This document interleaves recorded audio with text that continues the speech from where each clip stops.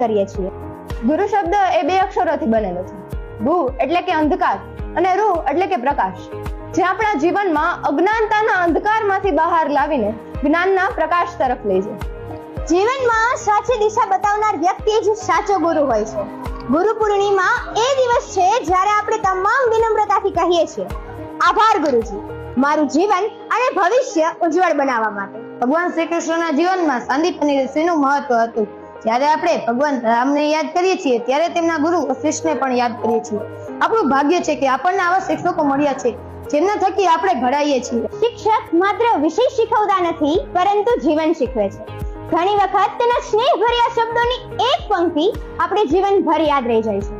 ચાલો આજે આપણે દરેક ગુરુને યાદ કરીએ, દરેક ગુરુજનોને નમન કરીએ, માતા પિતા, શિક્ષકો અને દરેક એ વ્યક્તિ કે જેણે આપણને કંઈક શીખવ્યું છે। આજથી નક્કી કરી કે ગુરુ